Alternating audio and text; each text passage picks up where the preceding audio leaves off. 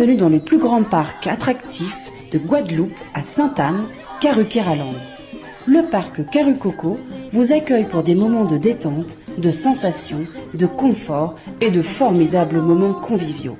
Le parc de Karucoco, impasse des Sapotilles, route de Delair à Sainte-Anne. Karukéraland, c'est aussi Karucoco Lodge, des appartements d'exception à proximité du parc. Piscine, jacuzzi, jardin privatif, des espaces accueillants avec une décoration hors du commun. Des moments de détente uniques en Guadeloupe. Réservez dès maintenant votre séjour sans plus attendre. Hexagone, actualité.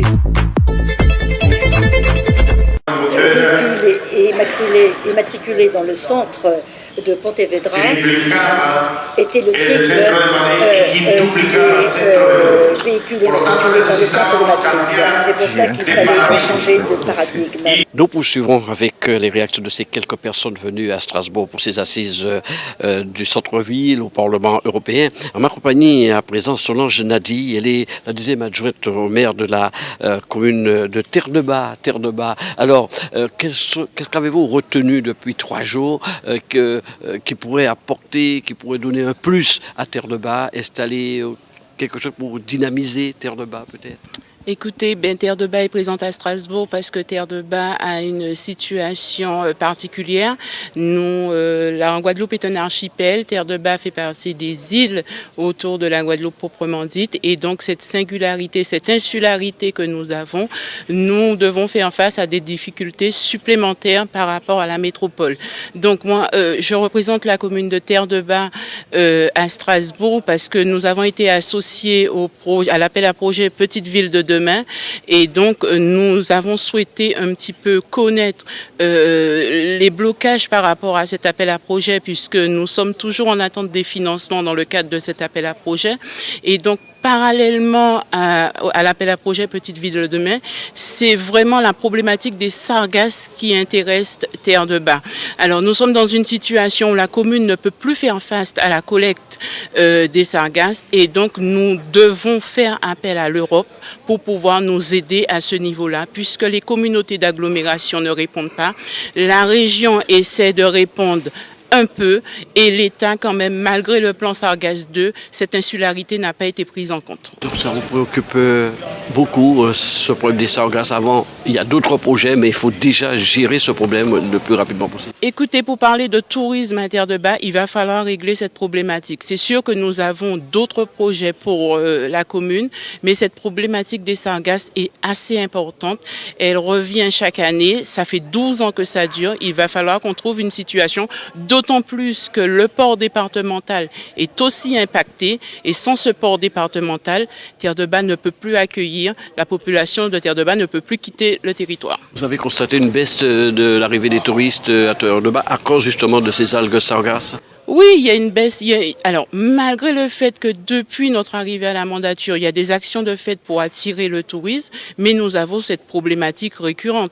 Donc, même si nous avons d'autres sites touristiques que nous pouvons, puisque nous sommes un territoire de montagne où il y a la randonnée, il y a plusieurs randonnées possibles, mais quand même la plage reste un atout touristique et c'est un blocage pour nous à Terre-de-Bas aussi. Voilà. Évidemment, ce n'est pas ici que vous aurez la solution, même vous en avez parlé, même si vous faites remonter un peu les choses. Tout à fait. Nous avons eu un député européen de la Martinique qui nous a reçus hier en réunion privée et qui nous expliquait qu'il se déplacerait sur la Guadeloupe probablement fin août et nous aurons une première réunion. Il aura aussi des premières réponses à nos attentes. Voilà. Important. Donc restons positifs. Nous restons positifs. Nous sommes à Strasbourg pour rester positifs. Monsieur Baclay, je suppose que vous avez noté quelques bonnes idées pour la ville de Gosier depuis lundi ici à Strasbourg. Je ne vais pas savoir donc la joie que j'ai d'être ici et de pouvoir participer à ces deuxièmes assises des centres-villes européennes. Nous avons eu la chance d'avoir un parterre de gens compétents donc dans l'embellissement de la ville, dans le développement de la ville, dans la réorganisation de la ville pour faire en sorte que la ville de demain soit la ville la plus attractive possible et permettre donc le déploiement de l'humain à l'intérieur de la ville. Bien entendu, Nous avons nos spécificités, nous, en Outre-mer, du fait que la plupart de nos villes sont des villes côtières, des villes donc qui sont proches de la mer. Nous avons donc certains agencements à faire et c'est pour cette raison que nous sommes venus poser les questions donc, au niveau donc, de nos collègues qui sont sur place et aussi nos collègues des autres pays européens parce que là, nous avons donc 18 pays européens qui étaient représentés. Donc, ce qui nous fait un panel assez large qui permet donc de pouvoir retrouver donc les bonnes solutions pour les bonnes villes. Est-ce qu'il y a des solutions particulières que vous avez notées depuis lundi pour la Guadeloupe et notamment pour la commune, la ville de Gosier? Alors, à vrai dire, je ne vais pas dire que j'ai trouvé donc une solution déjà toute faite, parce que malheureusement les solutions faites n'existent pas. Mais nous avons pris donc les contacts avec donc les bonnes personnes, que ce soit donc avec nos députés européens pour pouvoir reprendre nos financements, mais surtout avec, vous savez, les gens qui ont déjà réussi leur centre-ville, afin qu'ils puissent venir soit dans un colloque auprès de nous pour pouvoir bien sensibiliser l'ensemble des élus, mais surtout pour que nous puissions assainir donc les bonnes bases et faire en sorte que nos centres-villes puissent être donc dans les bonnes dispositions. La Martinique nous disait évidemment, parfois il y a énormément de projets et puis il y a le financement de ces projets. Et ça, c'est autre chose. Effectivement. Bon, c'est vrai que nous, à Gosier, nous avons donc une certaine politique. Chez nous, on doit passer par le multifinancement. La collectivité ne peut pas assumer à elle seule la charge donc d'un développement. Il faut donc absolument que nous recherchions auprès donc des institutionnels, je parle donc de la région, le département, bien entendu dans l'espace qui leur incombe, puisqu'on ne peut pas leur imposer un financement sur un projet sans leur avoir exploité, leur avoir dit réellement ce que nous on souhaitait avoir pour ce projet.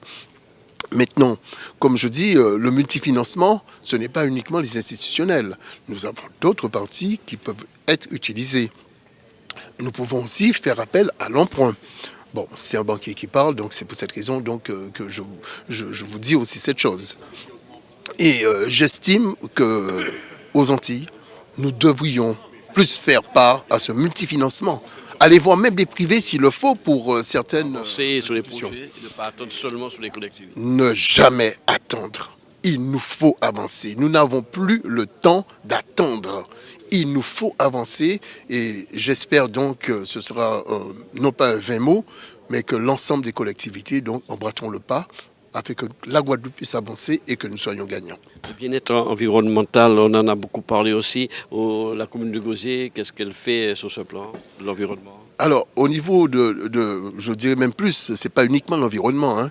Vous savez que maintenant, on parle plus de soit le centre-ville vert, soit le centre-ville bleu. Vous savez, on a donc de nouvelles adaptations qu'il faut faire.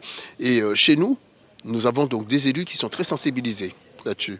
Nous avons donc Madame Louis Nanushka, qui d'ailleurs actuellement n'est pas avec nous pour l'interview parce qu'elle est en train de débattre avec un groupe qui est donc spécialisé donc, dans tout ce qui est le symbiotique, vous savez, le durable, l'énergie durable.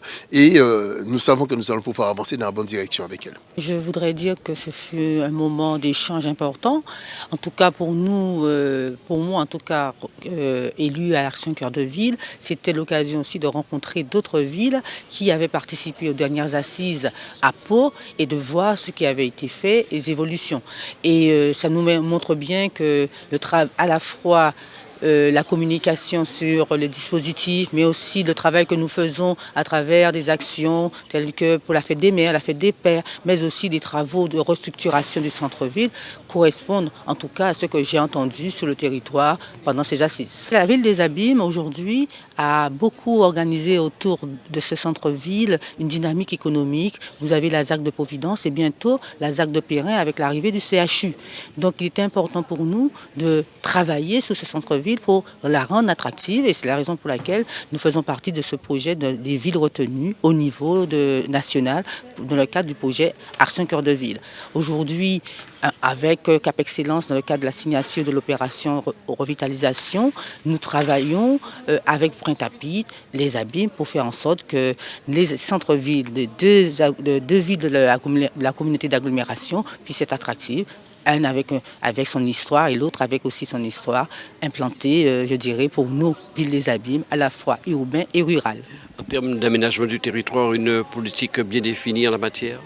Vous savez, aujourd'hui, l'aménagement du territoire se conçoit tant au niveau de, je dirais, de notre communauté d'agglomération, Cap Excellence, composée à la fois de Bimaro, de Pointe-à-Pitre et des Abîmes, et la ville que je représente, les Abîmes. Et bien entendu, notre organisation par rapport à notre centre-ville s'inscrit dans cette démarche, car nous avons aujourd'hui notre palais de la culture que nous avons repris. Nous avons le stade René-Serge Navajotte qui va être réhabilité. Nous sommes aussi dans le cadre de la politique sportive, la mise en place de hall des sports.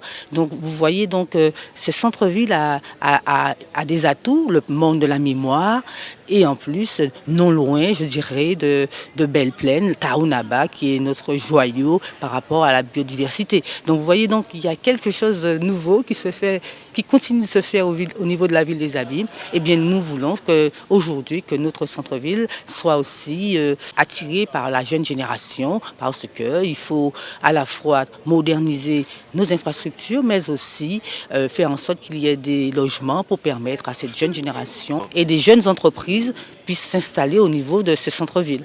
Nous parlions de jeunes il y a quelques minutes. Eh bien, il y a Darwan Théodore qui est en notre compagnie. Il suit une formation en alternance au sein de la structure Isanaja Consulting. C'est une chance pour un jeune d'être ici au Parlement européen. Tout d'abord, lorsque monsieur et madame Adonis m'ont annoncé que j'allais pouvoir participer aux assises du centre-ville à Strasbourg, j'étais vraiment étonné et fier. C'est surtout grâce à eux, en fait. Je ne m'y attendais pas. Depuis le début de ma formation, j'ai pu justement participer à l'organisation de cette délégation d'élus d'outre-mer. Et je suis vraiment heureux d'être ici. Et je remercie amplement monsieur et madame Adonis de m'avoir justement donné cette opportunité. Voilà. Je vous ai vu très attentif au niveau des débats. Vous avez noté un certain nombre de choses pour la Guadeloupe qui pourraient intéresser la Guadeloupe. Exactement. Donc c'était un peu mon rôle justement d'assister la délégation et mes responsables. Je devais prendre des notes et surtout gérer la délégation d'élus d'outre-mer. Voilà. Je parlais du Parlement européen. Vous attendiez un bâtiment aussi vaste? Franchement, ça change beaucoup de la Guadeloupe. À peine lorsqu'on arrive, on est tout épaté en fait, surtout par la taille imposante du Parlement, le nombre de places, etc. Et ce sont souvent des choses que l'on voit à la télévision et on n'a pas forcément la possibilité d'y accéder. Voilà. Cette formation d'alternance, on avance? Oui, ça se passe très bien. Donc là, on a quelques examens à préparer, mais tout va bien.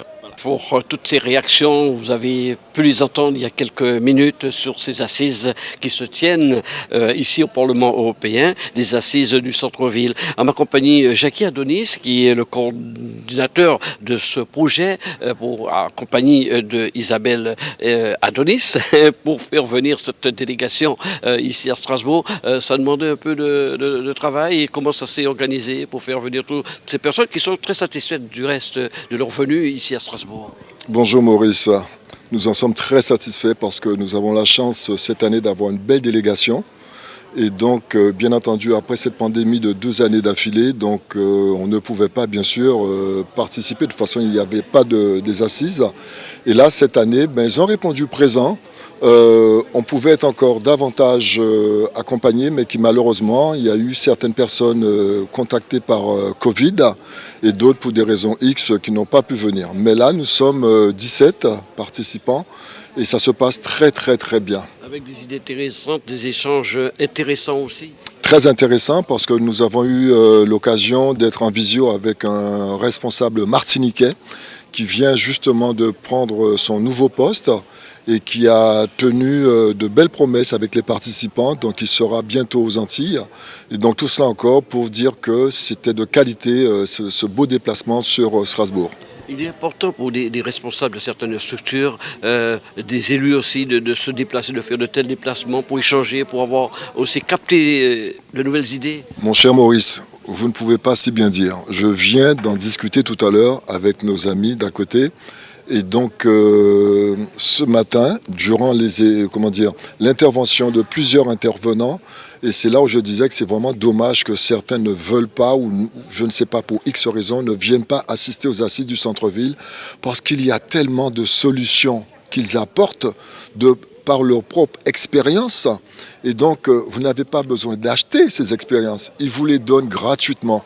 Donc, j'invite encore à nos compatriotes de la Caraïbe, Guadeloupe, Martinique, Guyane, aux prochaines assises, de venir et d'essayer de mettre en pratique toutes ces opportunités que ces gens veulent bien donner d'une façon très, très libre. Parce qu'on entend les idées des autres et Bien sûr. ça peut faire avancer. Il y a eu beaucoup de thèmes qui ont été abordés. Je les ai cités pour les téléspectateurs il y a quelques minutes. Je pense que vous saviez qu'aux Antilles, ce sont pas problème qu'à manquer. Oui. D'accord? Les solutions peuvent être trouvées à travers ces échanges. Absolument. Alors évidemment, il y a la route du Rhum qui se prépare activement. Et qu'allez-vous faire? Parce que vous êtes une agence, effectivement, vous êtes là aussi pour faire avancer la Guadeloupe, d'après ce que disait Isabelle il y a quelques minutes, notre micro.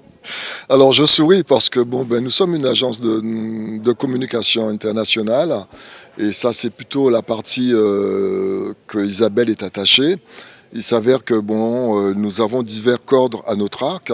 Alors concernant la Route du Rhum, qui est une belle organisation, je crois comprendre que cette année ça sera un record battu sur le nombre de participants. Donc ça va demander beaucoup de travail aux organisateurs. Et donc nous, de notre côté, bien entendu, nous envisageons, comme les autres années précédentes, d'organiser l'économie bleue également sur Saint-Malo. Ça consiste Ça consiste à intervenir, faire rencontrer des élus également. La même chose que nous faisons comme d'habitude. Et donc on avait été, il y a quelques années de cela, on avait été reçu à Dinard par Madame le maire de Dinard. Et donc cette année, on va encore travailler pour pouvoir réaliser ce même type d'intervention. De bons projets. En tout cas, merci de nous avoir parlé de votre présence ici, du travail que vous avez effectué pour faire venir toute cette délégation de Guadeloupe, mais aussi de la Martinique ici à Strasbourg. Outremernews.fr, le site de l'actualité Outre-mer, 24 heures sur 24 et 7 jours sur 7. Retrouvez la chaîne Outremer News sur YouTube.